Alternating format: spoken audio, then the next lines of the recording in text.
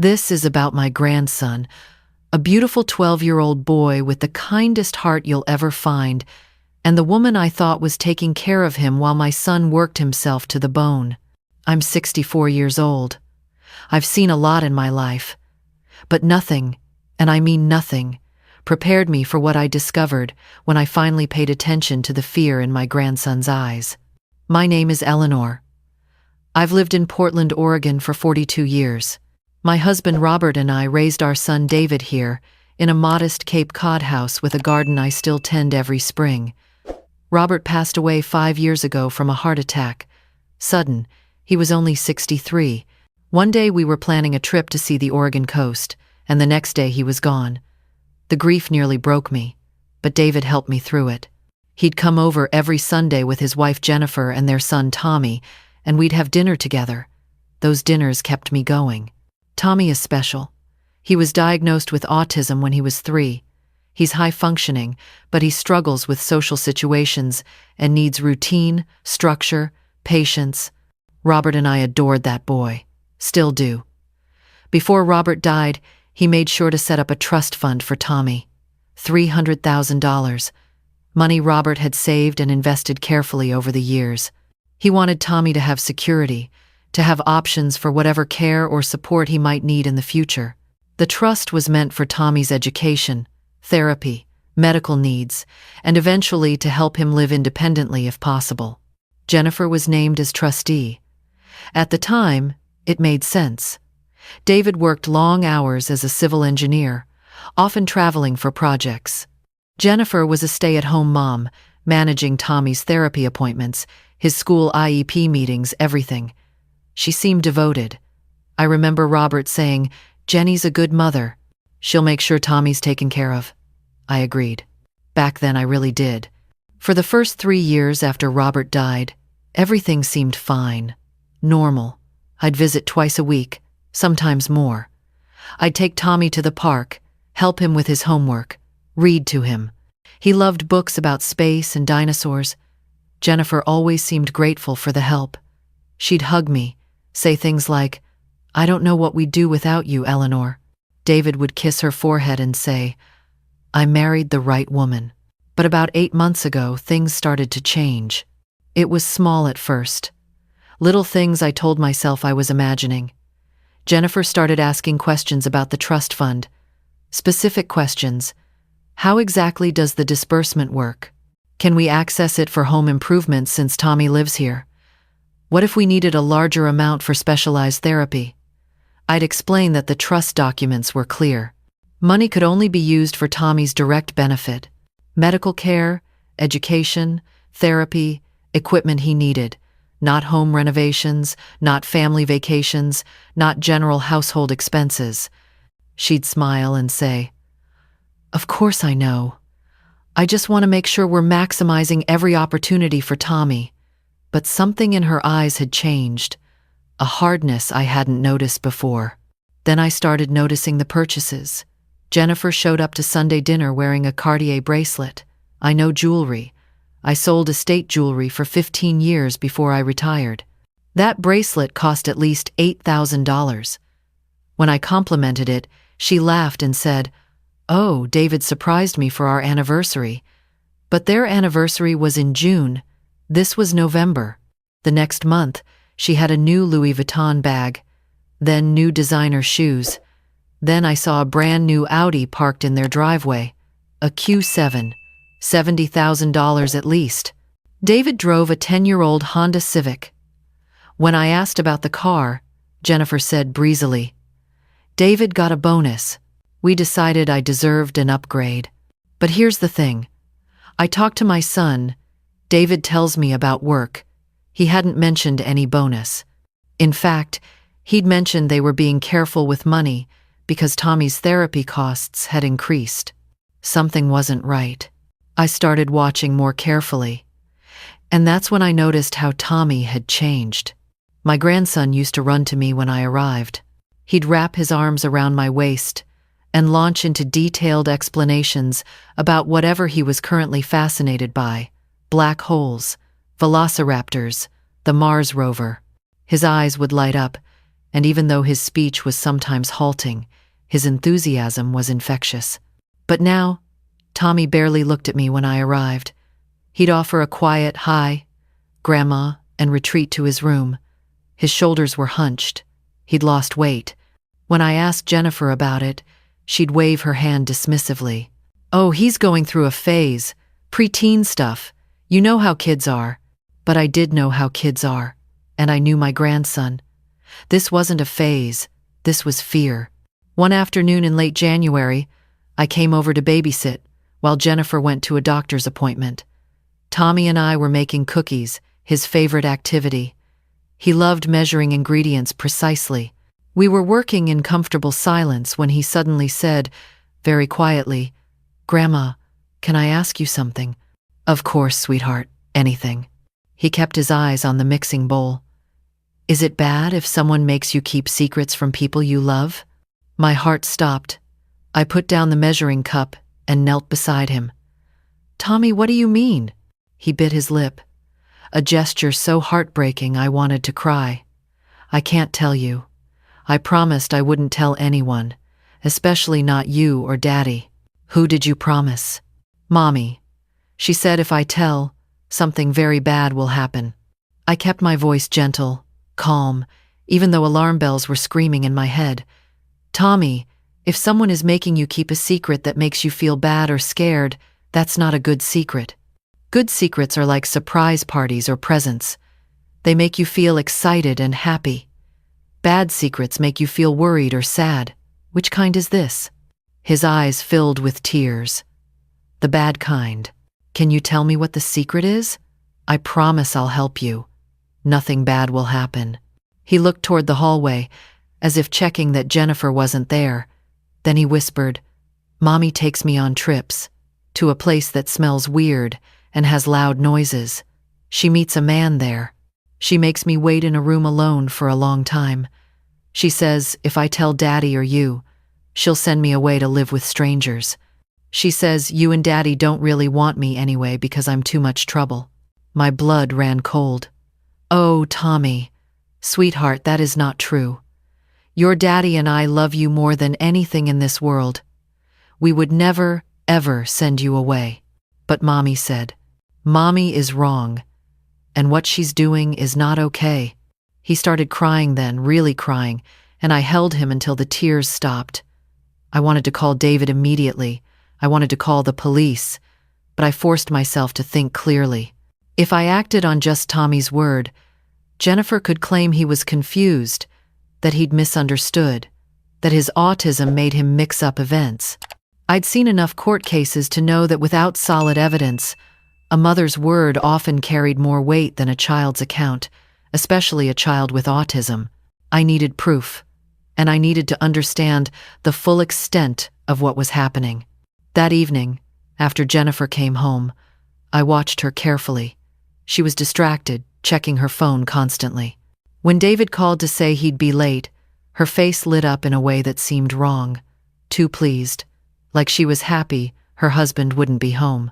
I told her I'd left my reading glasses there and would come by the next day to pick them up. She barely acknowledged me. That night, I couldn't sleep. I kept thinking about Tommy's words, the trips, the man, the threats. And suddenly, something clicked. The expensive purchases. Jennifer's questions about the trust fund. Her increased irritability when I visited. What if she was stealing from Tommy's trust? The next morning, I called my attorney, Martin Ashford. He'd handled Robert's estate and the trust documents. I explained my concerns, carefully and factually. Martin was quiet for a moment. Then he said, "Eleanor, as trustee, Jennifer is required to keep detailed records of all disbursements. She must provide annual accounting reports. Have you received those?" "No." "Should I?" "As Tommy's grandmother and contingent trustee, yes. You should have been copied on all annual statements. Let me make some calls." 3 hours later, Martin called back. His voice was tight. "Eleanor, we have a problem. Jennifer has withdrawn $147,000 from Tommy's trust over the past 18 months. I felt the room tilt. "What? For what?" The stated purposes range from educational therapy to specialized medical equipment to adaptive home modifications. But Eleanor, I called the therapy center Tommy attends. They bill insurance and you directly, correct? You pay the copays? Yes, I pay them. Jennifer never mentioned. Exactly. I also checked with the medical equipment suppliers in the area. None have orders under Tommy's name for anything more than his standard sensory items, which I know you purchase. There are no home modifications on record with the county permits office. Eleanor, I believe Jennifer has been embezzling from Tommy's trust. Oh my God. There's more. I did some checking. Jennifer opened a separate bank account 18 months ago. She's been depositing cashier's checks into it, amounts matching the withdrawals from Tommy's trust. That account has been drained multiple times, with large cash withdrawals at casinos. Casinos, the place that smells weird and has loud noises. She's been taking Tommy to casinos? It appears so. I found parking receipts and some security footage from an establishment called Silver Strike in Lincoln City. The footage shows a woman matching Jennifer's description with a young boy who appears to be Tommy. They're there every Thursday afternoon. Thursday afternoons. When Jennifer claimed she was taking Tommy to a specialized social skills group, I felt sick. What do I do? We need more evidence before we go to David or the authorities. If we move too fast, she'll claim the money went to legitimate expenses and produce fake receipts. We need to catch her in the act. Can you document anything? Do you have access to the house? I thought about my upcoming babysitting day. I watch Tommy every Wednesday. I have a key. Do you have a way to monitor what happens when you're not there? That's when I made the decision. I was 64 years old. I'd never broken a rule in my life. I paid my taxes on time. I always returned library books before the due date. I stopped completely at stop signs. But this was my grandson. This was his future, his security, his safety. I'll figure something out, I told Martin. The next day, I went to an electronics store. The young man who helped me was patient with my questions. I explained I wanted to keep an eye on my home while I was away. He set me up with 2 small cameras, the kind that look like phone chargers. They connected to an app on my phone and recorded to a cloud service. High-definition video and audio. On Wednesday, I arrived at David and Jennifer's house at 3 p.m. Jennifer was getting ready to leave for what she called a yoga class and some errands. She'd be gone until 6, she said. David wouldn't be home until 7. I hugged Tommy and watched Jennifer leave in her expensive Audi. Then I set up the cameras. One in the living room, positioned to capture the main area and kitchen. One in Tommy's bedroom, angled to show his homework desk and part of the hallway. I told myself I was doing this for Tommy, to protect him, to get the truth. I spent the afternoon with Tommy. We read together, we played his favorite board game about building space stations, we made dinner. He seemed lighter without Jennifer there, more like his old self. At one point, he hugged me and whispered, "I wish you could stay forever, Grandma." I wish I could too, sweetheart. When Jennifer came home at 6:15, she seemed agitated. Her pupils were dilated. She barely acknowledged me, just waved vaguely, and went upstairs. I heard her on the phone, her voice sharp. "I told you, I need more time. I'm handling it." I left at 6:30, my heart pounding. That night, I opened the camera app on my phone. The first hour of footage was uneventful. Jennifer came downstairs around 7:30. David came home at 7:45, exhausted. They had a brief conversation about dinner. Tommy was already in bed. Nothing remarkable. But then, at 9:30, after David had gone to bed early, Jennifer's phone rang. She answered immediately, her voice low. "I can't talk here." "Yes, I know I owe you." I said I'm working on it. The kid has another 150 in trust. I just need to move it carefully, because his grandmother is starting to ask questions. That's why. No, David doesn't suspect anything. He's clueless. "Listen, I'll get you the money. I always do, don't I?" She paced while she talked, and I could see her face clearly. This wasn't the Jennifer I knew. Her expression was hard, calculating. When she finished the call, she poured herself a large glass of wine and muttered, "Stupid kid, and his stupid trust fund. Should have married someone without family baggage." I sat in my kitchen, my hands shaking, watching this woman I'd welcomed into our family dismiss my grandson as baggage. But that was just the beginning. Over the next 3 days, I watched the footage every night. I documented everything. Jennifer on the phone with someone named Rick, clearly her bookie or loan shark. Jennifer forging what looked like therapy invoices on her laptop. Jennifer screaming at Tommy when he spilled juice, calling him useless and a burden I never wanted. On Friday afternoon, the footage showed Jennifer and Tommy leaving the house at noon. The timestamp showed they were gone for 6 hours. They returned at 6 p.m. Tommy went straight to his room, his face pale. Jennifer was energized, almost manic. She'd clearly been gambling again. I called Martin. "I have evidence. Video and audio.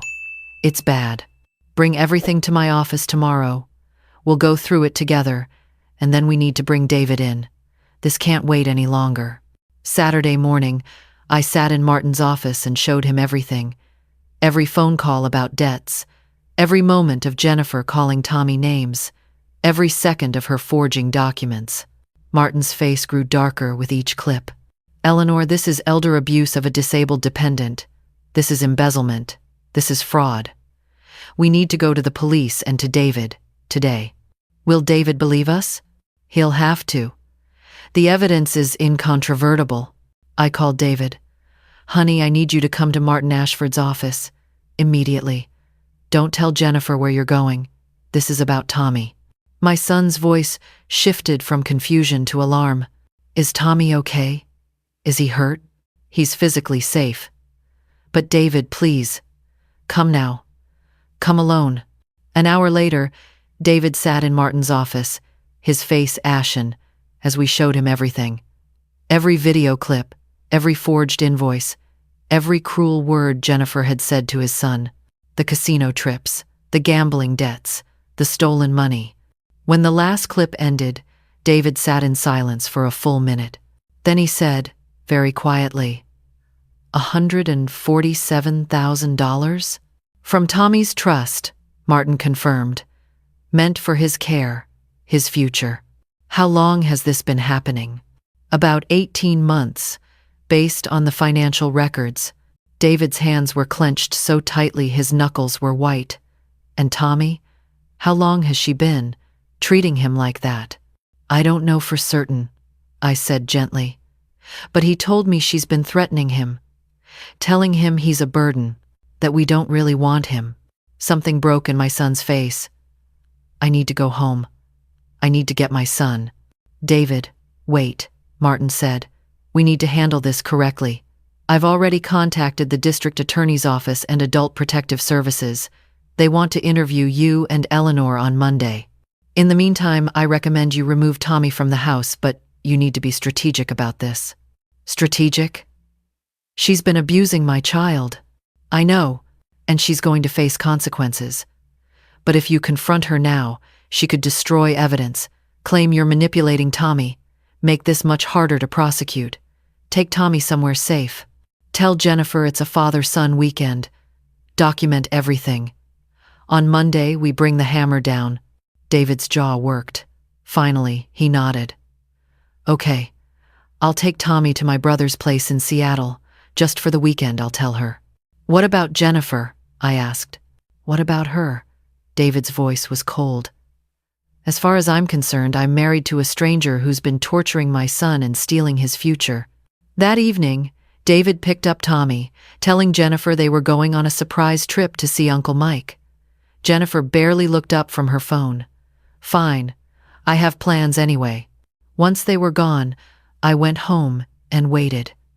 The next 48 hours were the longest of my life. I wanted to march over there and tell Jennifer exactly what I thought of her. But I waited. For Tommy. For David. For justice. Monday morning, David, Martin, and I met with ADA Patricia Morrison and a detective from the Financial Crimes Unit. We presented everything: the videos, the audio, the financial records, Tommy's statement that Martin had carefully documented with a child forensic interviewer. Patricia Morrison was a woman in her 50s with steel gray hair and sharp eyes. She watched every clip without expression.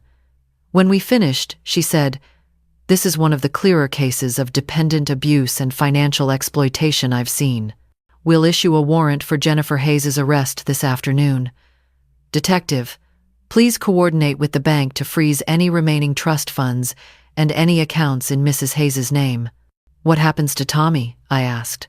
"David has full custody as the biological parent. We'll recommend supervised visits only for the mother, pending trial. Child Services will do a follow-up evaluation, but based on what I'm seeing, Tommy's placement with his father is appropriate." "And the criminal charges?" "Theft in the first degree, criminal mistreatment in the first degree, forgery, and fraudulent use of a credit card. She's looking at significant prison time if convicted."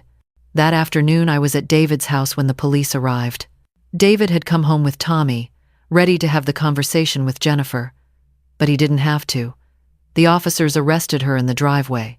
I'll never forget the look on her face when she saw me standing in the doorway.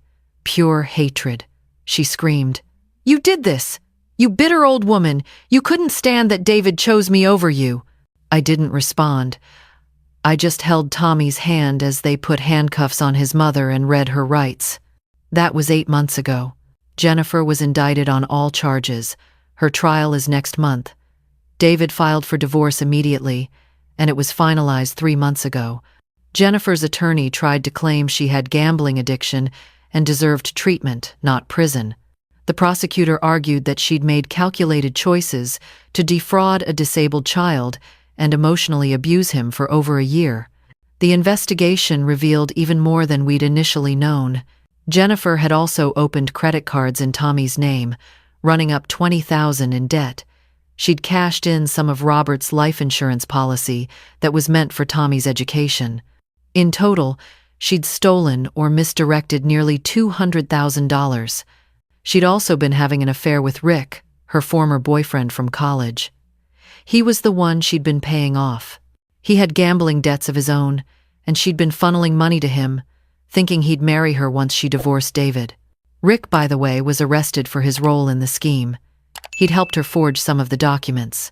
As for Tommy, he's in therapy. A good therapist who specializes in autism and trauma. It's been hard for him. He feels guilty, like he should have told someone sooner.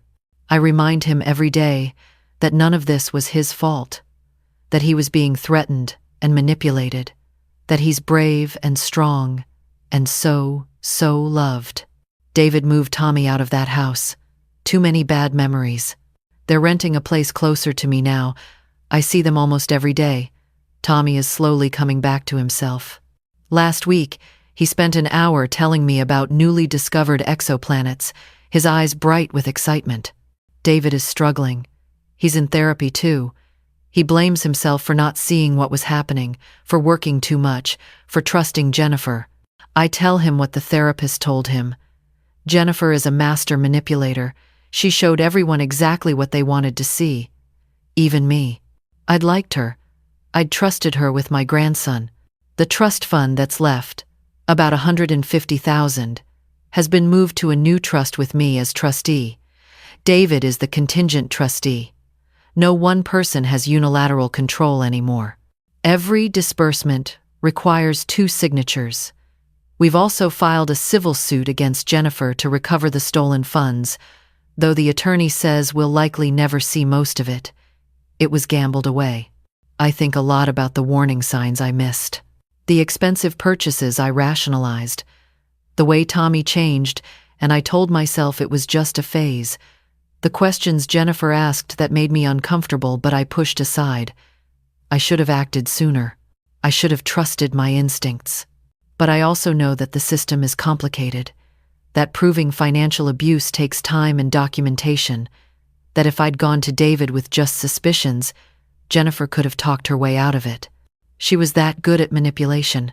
The cameras were the key, hard evidence that couldn't be denied or explained away.